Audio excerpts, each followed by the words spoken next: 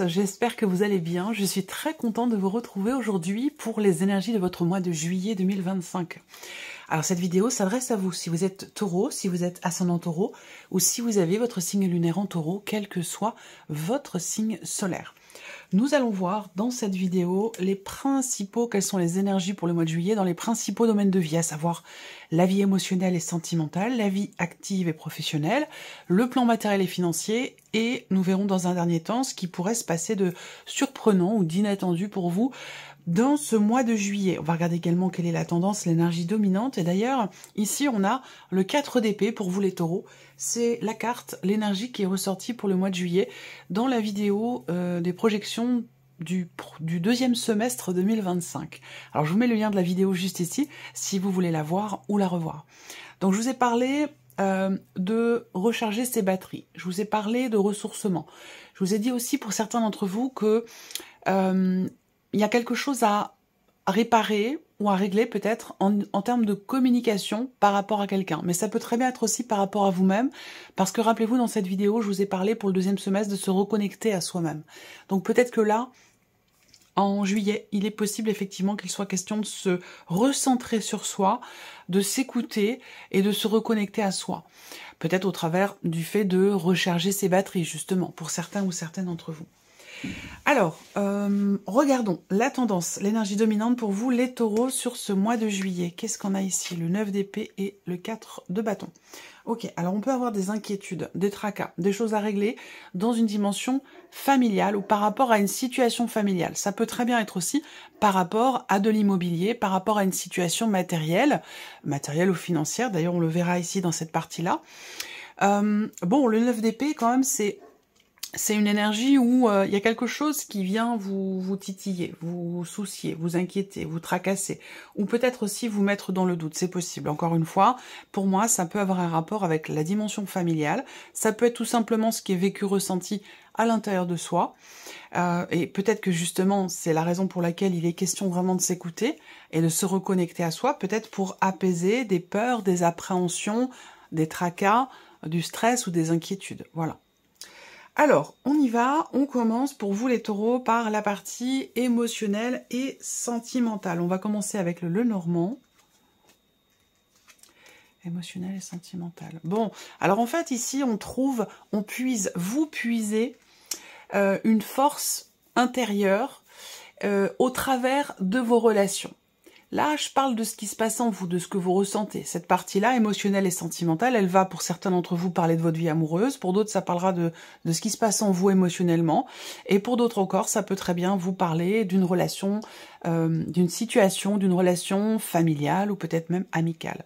Moi, de ce que je vois, ce qui me frappe ici, c'est vraiment l'idée d'arriver à trouver une stabilité émotionnelle au travers des relations sociales, familiales, amicale. On puise en fait ici une force, une stabilité.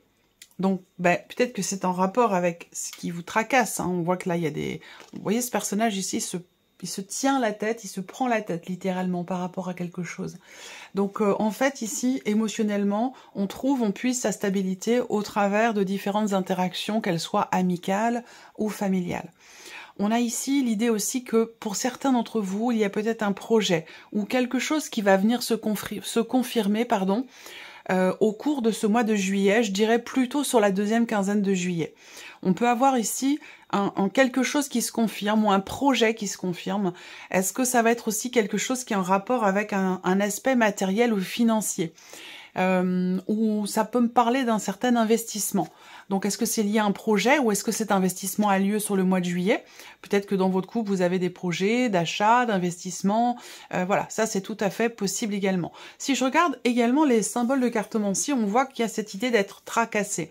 Alors, en fait, on voit qu'il y a quelque chose qui bloque et c'est ça qui vous perturbe.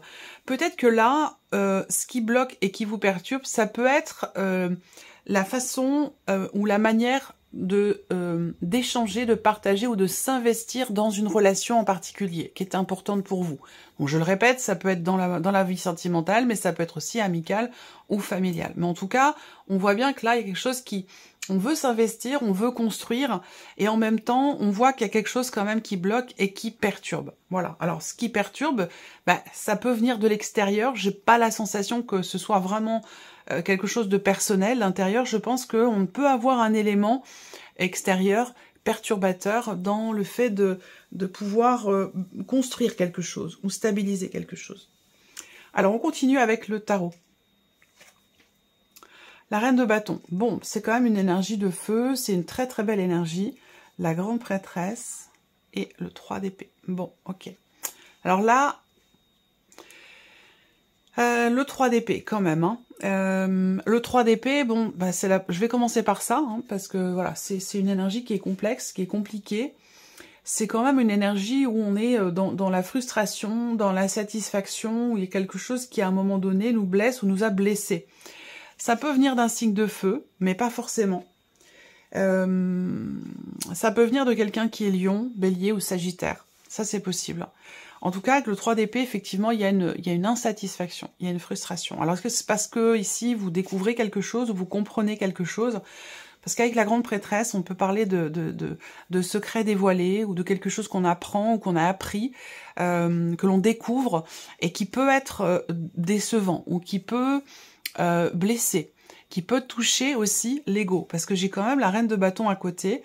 Donc pour moi, effectivement, là, il y a quelque chose qui touche l'ego et qu'il sera peut-être question d'étudier, qu'il sera peut-être question d'essayer de comprendre également. Voilà, en tout cas, on est sur une énergie centrale où il est question ici de creuser, d'approfondir, d'analyser, essayer de comprendre. Alors peut-être que là, on a effectivement une volonté, une motivation, une détermination à comprendre ici une situation ou à comprendre une blessure ou le pourquoi du comment. Donc voilà pour cette partie émotionnelle et sentimentale. On va continuer maintenant avec la vie active et professionnelle, avec le petit Lenormand.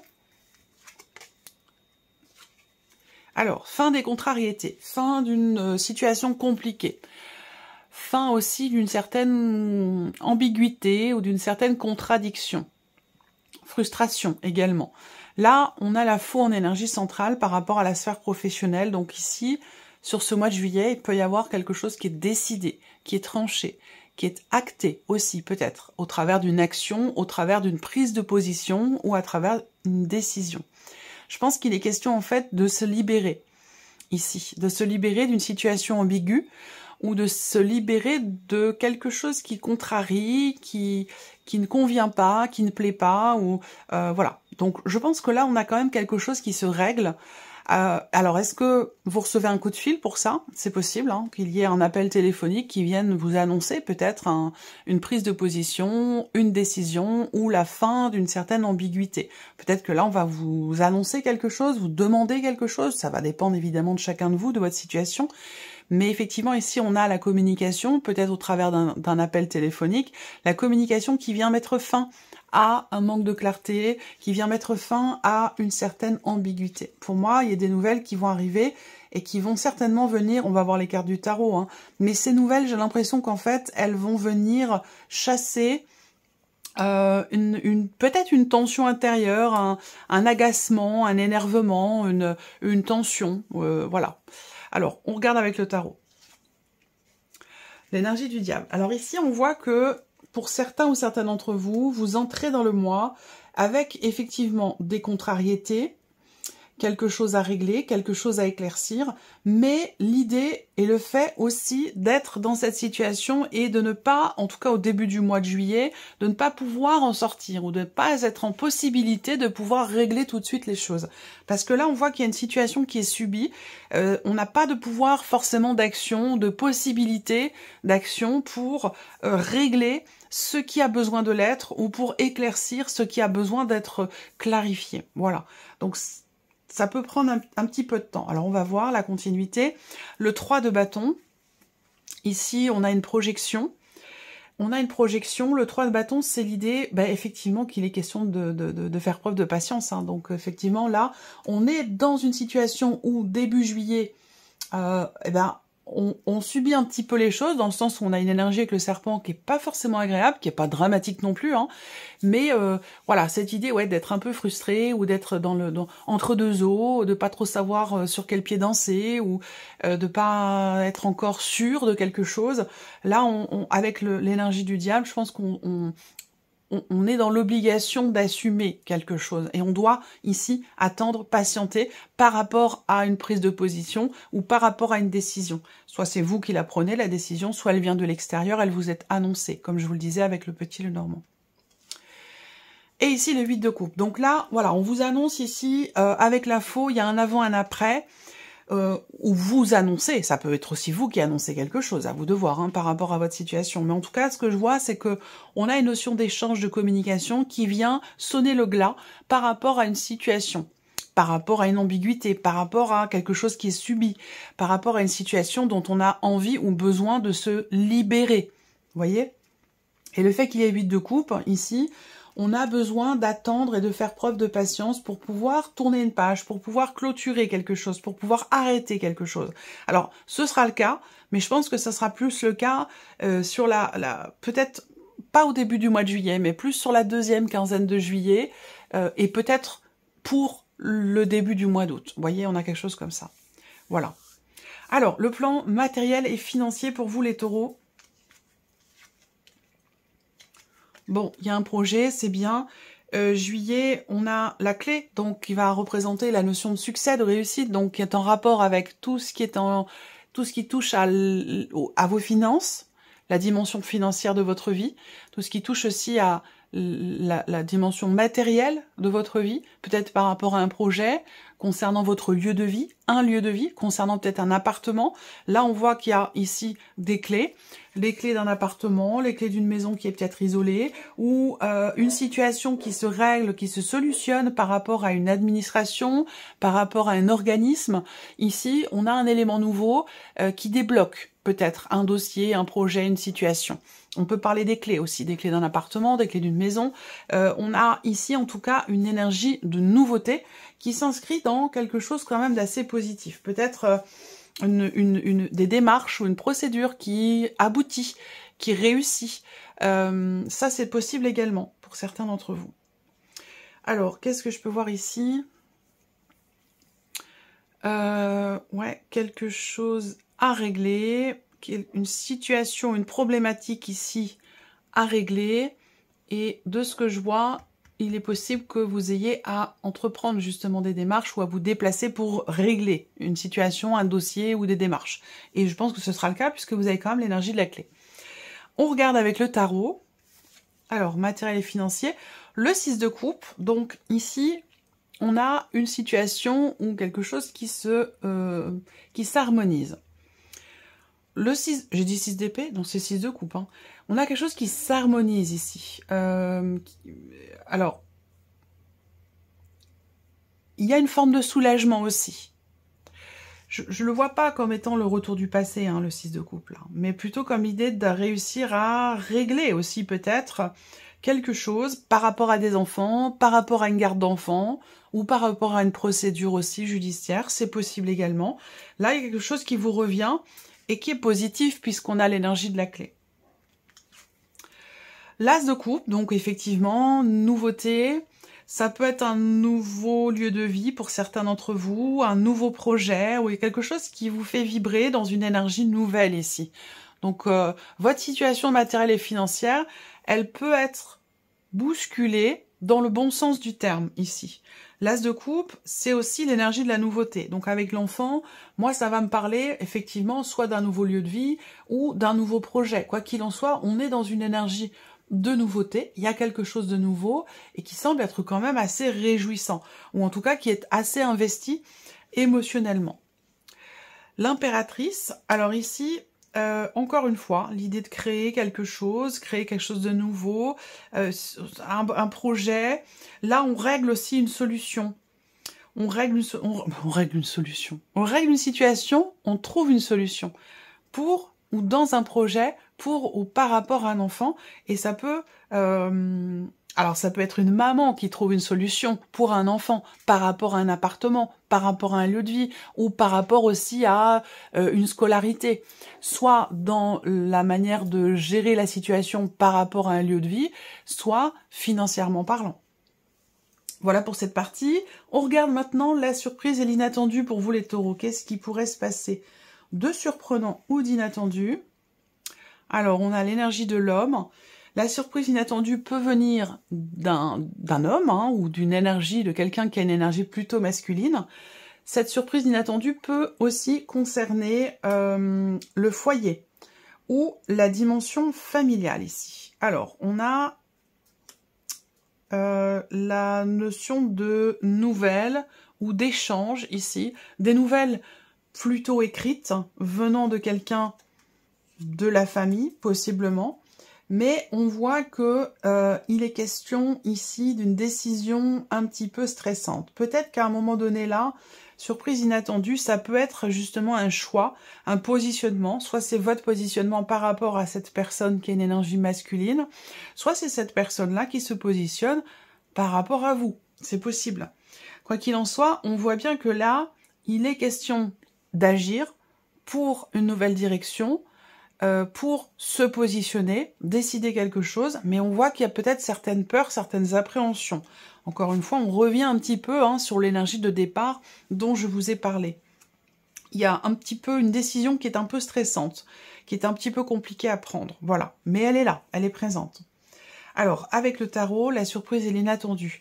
La dimension matérielle, la dimension financière ici. Je pense que là, on a quelque chose qui s'établit, qui se construit ou qui se consolide, soit par une énergie d'action, soit dans un relationnel, avec ici un homme ou une énergie plutôt masculine.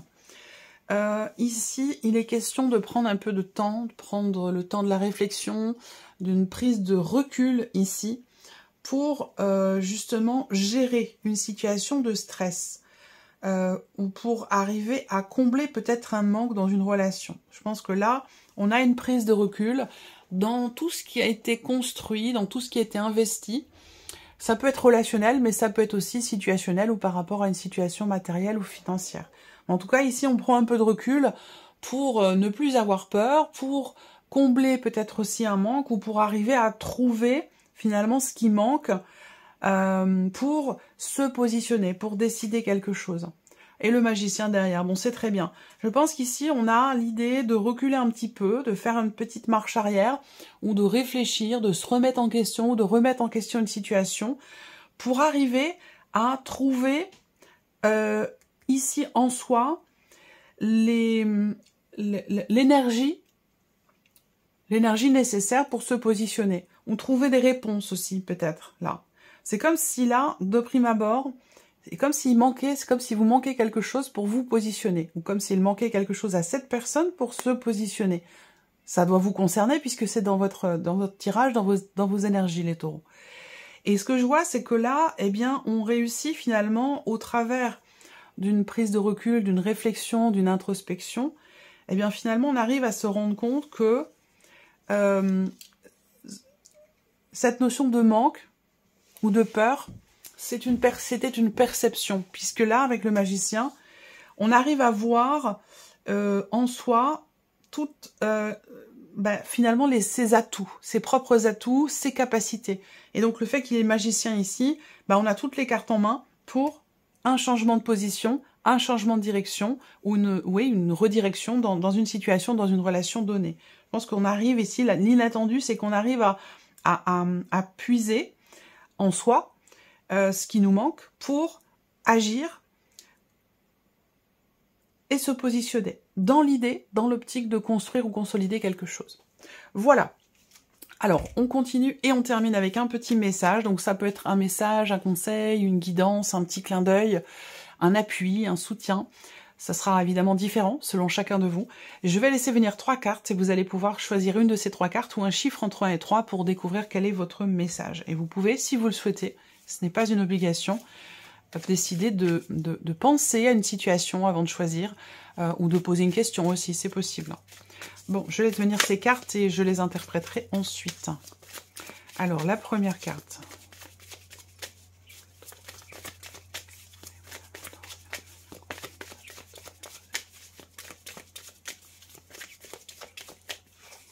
Ok.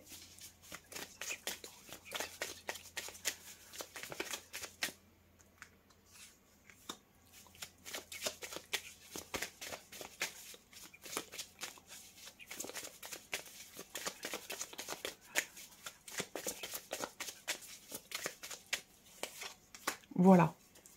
Allez, c'est parti. Première carte, deuxième carte, troisième carte, chiffre 1, 2 ou 3. Allez, on y va. Si vous avez choisi la première carte ou le chiffre 1, on a l'énergie du pardon. On a l'énergie du pardon ici, et il est question de pardonner. Pardonner, c'est avant tout se libérer. Pardonnez-vous ou acceptez un pardon, quoi qu'il en soit, vous vous sentirez soulagé. Ensuite, si vous avez choisi la deuxième carte ou le chiffre 2, on a l'énergie de la dépression. Alors ici, bon, ça ne veut pas dire que toutes les personnes qui ont choisi la deuxième carte sont en dépression, mais c'est l'idée, en fait, c'est l'énergie. Là, il y a quelque chose, effectivement, on parle de mal-être. Alors là, ça rejoint ici le 9 d'épée. On se tracasse, on s'inquiète, on se fait des soucis, on a du mal à trouver le sommeil. C'est un petit peu en accord aussi peut-être là avec le 4 d'épée. On a quelque chose qui est rompu, on a besoin de recharger ses batteries. C'est sûr que quand on est fatigué, on a tendance à voir les choses un petit peu dans tout en noir, tout en sombre. Donc ici, on a quelque chose ici effectivement qui ne demande qu'à être compris, à être soigné, à être aussi clarifié en soi. Si vous avez choisi la troisième carte ou le chiffre 3, on a le réalisme. Assurez-vous qu'une situation ou une relation soit bien réelle, ou ce qui est vécu soit bien réel et non imaginé avant de poursuivre, au positif comme au négatif. Voilà pour vous, mes chers taureaux. J'espère que cette vidéo vous a plu, que ce tirage résonne en vous. Merci à vous, merci de votre présence et de votre fidélité. Je vous souhaite un excellent mois de juillet et on se retrouve très bientôt pour les prochaines vidéos. Au revoir.